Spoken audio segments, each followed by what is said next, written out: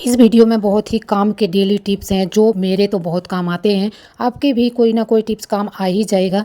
Video को पूरा देख लेना और पसंद आए तो प्लीज़ एक लाइक ज़रूर कर देना। तो चलिए वीडियो को शुरू कर लेते हैं। Hello friends, Radhe Radhe. मैं हूँ रजनी और रजनी ब्लॉग्स 87 में आप सभी का स्वागत है। तो सबसे पहला डेली टिप है हमारा कि इस तरीके का जो पेपर होता है, इसको नैपकिन पेपर कोई बोलता है, कोई टिश्यू पेपर बोलता है, तो मैं तो नैपकिन पेपर बोलती हूँ। तो इसको सभी यूज़ करते हैं।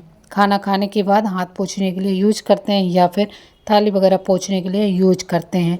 तो इसको हम ऐसे नॉर्मल तरीके से तो सभी रखते हैं, लेकिन हम इसको डिफरेंट तरीके से रख के अपनी डाइनिंग टेबल को और भी सुंदर बना सकते हैं और मेहमानों का दिल भी जीत सकते हैं। तो इस तरीके से लेना है नैपकिन पेपर और इस तरीके से मोड़ देना है।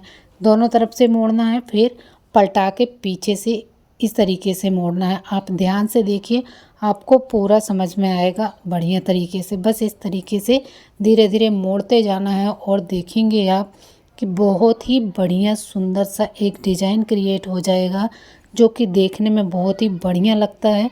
और ऐसा नहीं है कि इसको आपने एक बार फोल्ड कर दिया तो ये खुलेगा नहीं, इसको हम यूज़ नहीं कर पाएंगे। नहीं, जी हाँ, बिल्कुल इसको हम यूज कर पाएंगे।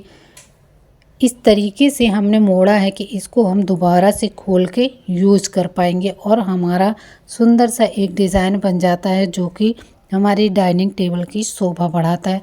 तो आप एक डिज़ाइन तो ये है, आप इस तरीके से रख सकते हैं अपने नैपकिन पेपर को। और एक और तरीका इसके आगे है जो कि वो भी बहुत आपको पसंद आएगा।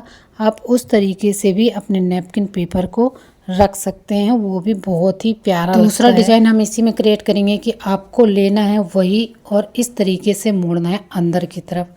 तो एक हार्ट शेप बन जाता है जो कि देखने में बहुत ही प्यारा लगता है। तो आप इस तरीके से भी रख सकते हैं और जो सुपर शेप बनाया था हमने, आप उस तरीके से भी रख सकते हैं। तो उम्मीद करती हूँ ये टिप आपको पसंद आया होगा। चलिए देख लेते हैं अगला टिप। इस तरीके का चॉपिंग बोर्ड सभी के पास होता है जो कि इसकी केयर करना बहुत ही ज़रूरी है, नहीं तो इसमें फंगस लग जाती है और छोटे छोटे कीड़े लग जाते हैं जिसकी वजह से जल्दी से हमारा चॉपिंग बोर्ड ख़राब हो जाता है।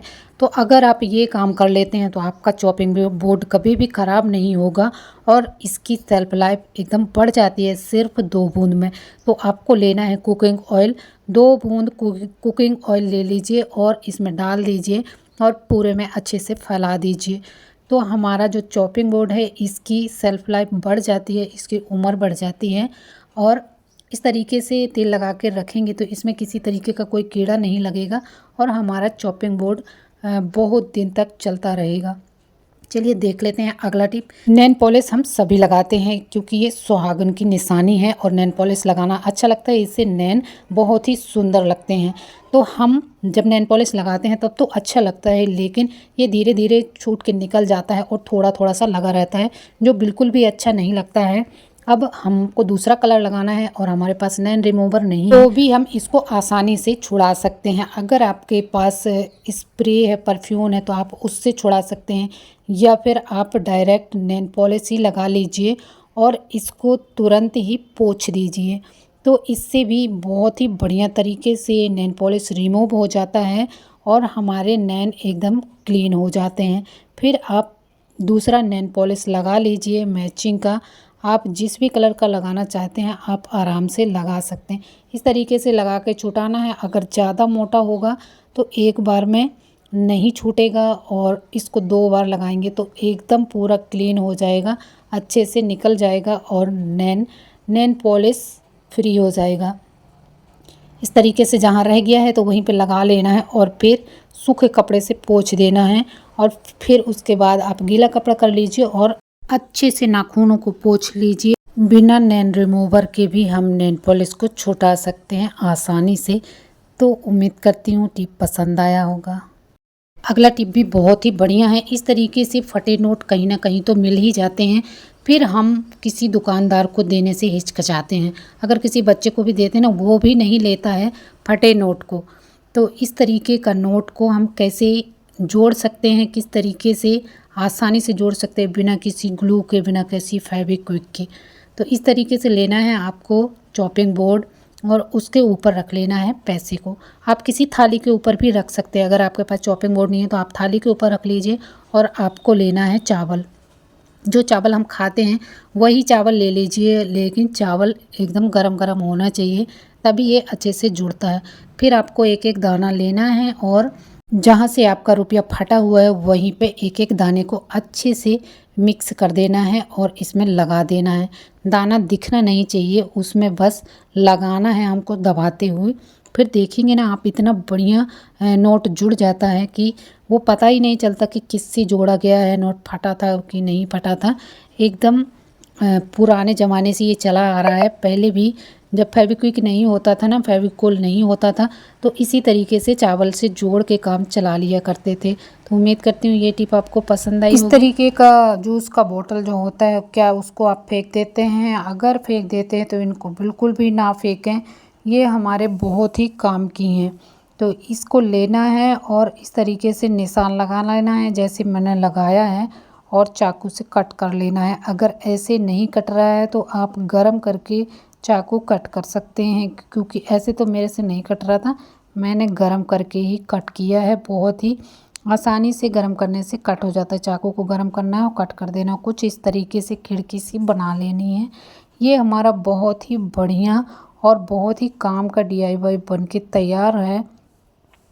तो इस तरीके का आप बॉक्स लेते हैं जो कि बहुत सारी जगह घेरता है, और ये आसानी से मिलता भी नहीं है। हम कहाँ रख देते हैं, फिर उसी को ढूंढते रहते हैं कि कहाँ गया कहाँ गया, क्योंकि हमको खीला की ज़रूरत तो पड़ती है। कुछ भी हैंग करने के लिए खीला चाहिए, तभी हमारा सामान हैंग होता है। तो इस तरीके का बोतल में आप रखेंगे ना खीलों को, तो एकदम आसानी से मिल जाएगा और सामने ही दिखेगा, क्योंकि बोतल ट्रांसपेरेंट है। जब भी ज़रूरत पड़ेगी हमको सामने ही दिख जाएगा। तो इसको टांग के रखना है, अंदर छुपा के नहीं रखना है। और ये कम जगह भी लेता है। कहीं भी कील में आप हैंग कर सकते हैं, या फिर आप कवर्ड में भी रखेंगे तो थोड़ा सी जगह में ये आसानी से रख जाएगा। और जो खिड़की खुली हुई है उससे सामान गिरने की टेंशन मत लेना, नहीं गिरता है बिल्कुल भी। अगर गिर रहा है तो आप इस तरीके से रबर लगा लीजिए, आपका खिड़की जो है एकदम सेपरेट हो जाएगा। और ऊपर ढक्कन में एक छेद कर लीजिए। इसमें हैंग करने के लिए एक डोरी बांधना है, ताकि ये अच्छे से हैंग हो जाए। जो भी पक्की सी मजबूत सी डोरी हो वही डाल के बांध लीजिए। अंदर की तरफ एक नॉट लगा दीजिए। जैसे आप इस खिड़की से जो भी खीला आपको चाहिए, जिस तरीके का खीला चाहिए उसको निकालिए, यूज कीजिए और फिर के इसको बंद कर दीजिए। तो उम्मीद करती हूँ ये टिप भी आपको बहुत पसंद आया होगा। इस तरीके के बॉक्स बहुत ही काम के हैं। ये किसी भी चीज़ में मिल जाते हैं, किसी मीठे में, सोन पापड़ी में, कहीं भी मिल जाते हैं। तो इनको हम यूज करके फेंक दिया करते हैं, लेकिन इनका मल्टीपल यूज है। आप इनको कुछ भी रखने के लिए यूज कर सकते हैं, टिफ़िन के रूप में यूज कर सकते हैं, मतलब कहीं भी इसको यूज किया जा सकता है। तो आज हम बहुत ही बढ़िया सा DIY बनाने वाले हैं, जो कि हमारे बहुत ही काम का है। हमारी बहुत सारी चीज़ें एक ही जगह स्टोर हो जाती हैं, हमको इधर उधर ढूंढना नहीं पड़ता है और आसानी से हमारी चीज़ें मिल जाती हैं। तो चलिए देख लेते हैं कि इसको बनाना कैसे है। आपको लेना है इस तरीके का डिब्बा, और इस तरीके की रबर ले लीजिए, जो कि 5 रुपए की मिल जाती हैं आराम से, और थोड़े दिन चलती हैं और ये ख़राब सी होने लगती हैं, इनकी रबर बाहर निकलने लगती है। तो मेरी ये जो रबर बैंड है ये थोड़ी सी ख़राब हो गई थी, तो मैं इसको फेंकने वाली थी, लेकिन सोचा कि चलो इसका कुछ DIY कर लेते हैं, इसको यूज़ में ले लेते हैं, फिर बाद में इसको फेंका जाएगा। तो इस तरीके से डिब्बे में लगा लेना है और इस तरीके से खंड खंड बना लेना है। छोटे छोटे खंड बन जाएंगे ना, तो हमारे जितनी भी चीज़ें हैं छोटी छोटी जो हम यूज़ करते हैं वही सब रखने के काम आएगा, और इससे चीज़ें इधर उधर जाएंगी भी नहीं और आसानी से मिल जाएंगी। और ये टूल देखने में भी बहुत ही सुंदर लगता है। और इस तरीके के टूल आप ख़रीदने जाएंगे तो बहुत ही महंगे मिलते हैं, इसलिए इनको आप घर पे ही बना लीजिए फ्री में, एक भी रुपया बिना पैसा खर्च किए। तो इस तरीके से जितने भी आपके नेल पॉलिश है ना, आप इस तरीके से रख दीजिए। नेल पॉलिश हो गई, लिपस्टिक हो गई, धागा हो गया, मतलब जो भी आपके काम का चीज़ है, आपके मेकअप की चीज़ें हैं, वो आप इसमें रख सकते हैं। एक ही डिब्बे में आपका ढेर सारा सामान आ जाएगा। तो उम्मीद करती हूँ ये टिप भी आपको बहुत पसंद आया होगा। ये सच में कमाल का है, बहुत ही काम का है। आप छोटे छोटे तेल की शीशी भी रख सकते हैं, विक्स रख सकते हैं, कुछ भी रख सकते हैं। जिनकी आपको ज़्यादा ज़रूरत पड़ती है उनको रख लीजिए और अपनी टेबल में रख लीजिए और फिर आप इसको यूज कीजिए। आप अपनी ड्रेसिंग टेबल में भी इसको रख सकते हैं। तो ये टिप भी आपके बहुत काम का होगा। देख लेते हैं अगला टिप। आपके बच्चे स्कूल जाते हैं, हस्बैंड ऑफिस जाते हैं, तो इस तरीके के लंच बॉक्स तो लेके जाते ही होंगे। इसी तरीके के लंच बॉक्स यूज़ करते हैं। कमेंट करके बताना कौन कौन इस तरीके के लंच बॉक्स यूज़ करता है। और ये एयर टाइट होते हैं, जिसकी वजह से इनमें इस तरीके की रबर लगी रहती है जो कि गंदी हो जाती है। इनको अगर हम रोज़ रोज़ ना धुलें तो हमारा जो टिफ़िन है वो अनहाइजेनिक हो जाता है। इसलिए इसको डेली रबर निकाल के धोना चाहिए, क्योंकि इसमें जो है खाने का सामान है वो भर जाता है और फिर वो धीरे धीरे सड़ना शुरू हो जाता है, जिसकी वजह से इस लंच बॉक्स में जो भी खाना लेके जाएगा वो बीमार भी हो सकता है।